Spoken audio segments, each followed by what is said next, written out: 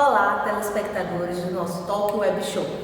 Nesta edição de hoje, resolvemos fazer uma fala sobre o assédio moral e sexual, já que estamos no mês de conscientização sobre esse tema. E para isso, convidamos a nossa psicóloga organizacional, Malba Bulhões, para que ela possa falar um pouco sobre como identificar e como agir frente a essas situações. Malba, muito obrigada desde já por aceitar nosso convite. Com você a palavra. Muito obrigada pelo convite, Eu fico muito satisfeita quando a gente tem um espaço que a gente tem a possibilidade de tratar de uma temática tão difícil e tão conflituosa que hoje é a questão do assédio moral e sexual no âmbito do trabalho. Então, é muito importante que a gente comece a falar que nem tudo que acontece, nem todas as conflitivas que desenvolve dentro do espaço do trabalho, dentro do âmbito laboral, é o assédio moral ou sexual. Principalmente moral, que parece que qualquer coisa que se faça se caracteriza. É bom você começar justamente dando essa definição, ou com definição ou com exemplo. O que significa o assédio moral? Isso, o assédio moral, ele tem várias formas, Tem de vários aspectos e várias situações. A gente entende que o assédio moral, ele pode ser ascendente, quando ele vem da base, e vai para as chefias imediatas, para as figuras de autoridade, e tem o descendente, que é o mais comum, que a gente costuma ver, que é quando vem de uma posição de autonomia, de uma posição de determinação, para as pessoas que estão desenvolvendo as funções hierárquicas. Os subordinados. Então a gente entende que, como eu coloquei inicialmente, que fazer uma cobrança de um horário, fazer uma delegação de uma atividade, colocar situações, estabelecimento de metas, estabelecimento de organização dentro do seu espaço de trabalho para fazer com que ele flua de forma contente, que ele consiga atingir determinadas metas ou produção, isso não é assédio moral. Porque você está cobrando supostamente por aquilo que a pessoa tem que fazer como obrigação da sua atividade laboral. Exatamente.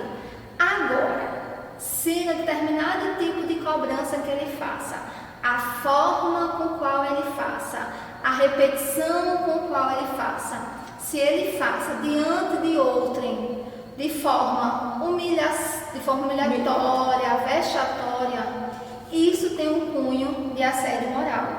Anteriormente, tinha-se a ideia de que quando acontecia uma única vez, não era caracterizada como assédio moral. Só que isso caiu por terra. Não é porque aconteça apenas uma vez que aquilo dali não se caracteriza como assédio moral.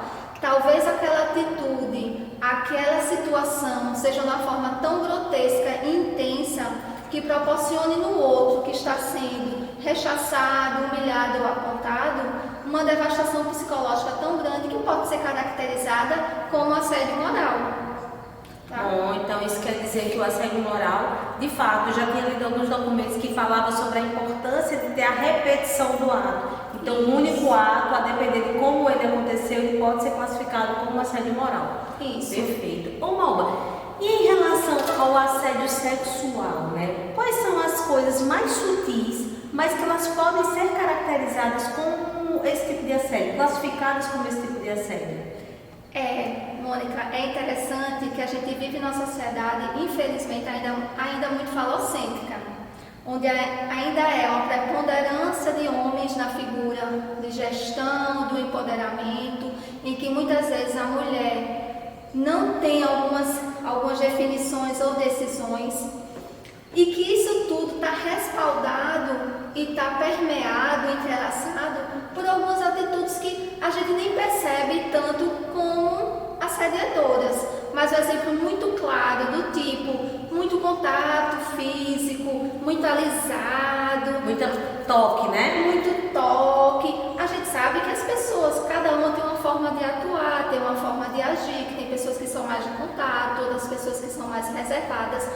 Contudo, quando esse contato é meio malicioso, ou algumas cantadas, ou expondo a mulher em situações vexatórias, em situações onde ela pode estar com a roupa mais exagerado ou não, isso pode ser caracterizado assédio sexual, porque não é comum o assédio sexual de uma forma exacerbada, porque as pessoas têm esse conhecimento do que é permitido e do que não é.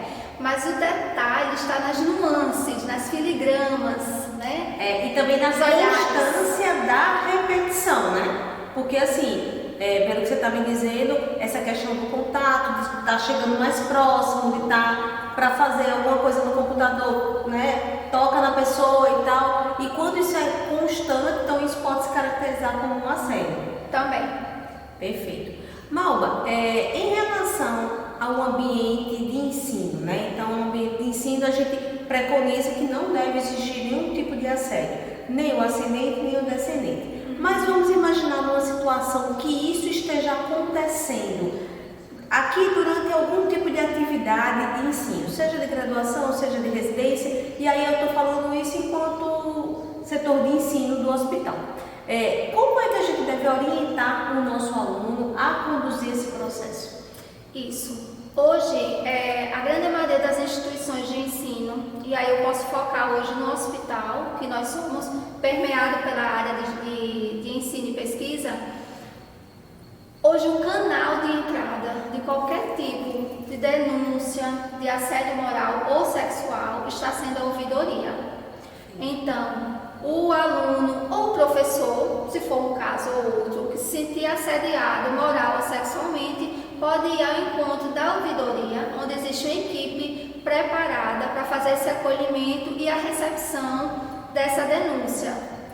Por ser um canal de entrada, de porta de entrada, eles fazem uma triagem e após essa escuta, eles fazem um direcionamento para a comissão de mediação e conciliação, que o foco maior é justamente as tratativas de assédio moral. E que hoje essa comissão é composta por um grupo de pessoas aqui do hospital que vai tentar fazer uma escuta e uma possível mediação. Perfeito. Uma outra coisa também que é importante destacar é que a EBSER em 2022 ela lançou uma cartilha, né, contra, na realidade, a prevenção do assédio moral, assédio sexual no ambiente de trabalho. E aí, ao final da nossa exibição aqui do nosso vídeo, a gente vai deixar o QR Code para que vocês apontem lá a câmera do celular e façam o download dessa cartilha, né? Uma cartilha simples, bem didática, não tem muito texto, mas tem muitas informações pontuais e que vale a pena a leitura. Malba, já para encerrar aqui nossa rápida, né, participação, porque o objetivo do nosso Talk Web Show é de fato ser curto, mas com mensagens importantes, né, que deixem fixadas ali na mente do nosso telespectador. O que mais você poderia falar, deixar a respeito sobre o assédio? Mônica, o assédio, como eu tenho dito inicialmente, é um tema muito melindroso, mas é um tema muito forte que precisa ser combatido. E necessário, né? Precisa ser discutido. Precisa ser discutido. Porque a gente pensa que é um tabu e que não se toca, não se comenta, porque pode mexer com determinadas funções ou determinados cargos. Contudo, quanto mais velado fica esse tema, mais doente fica a instituição. Então eu convido, eu proponho que os trabalhadores ou os alunos ou os professores que sintam a necessidade de ter essa escuta, que busquem o local designado, porque aí a gente consegue minar e arrancar esse cerne que é tão pernicioso para todas as instituições, principalmente nosso hospital. Perfeito, Malba. Bom, pessoal, então por hoje é só. Acompanhe o nosso vídeo até o final e faz lá o download da cartilha que vai valer muito a pena a leitura. Até mais!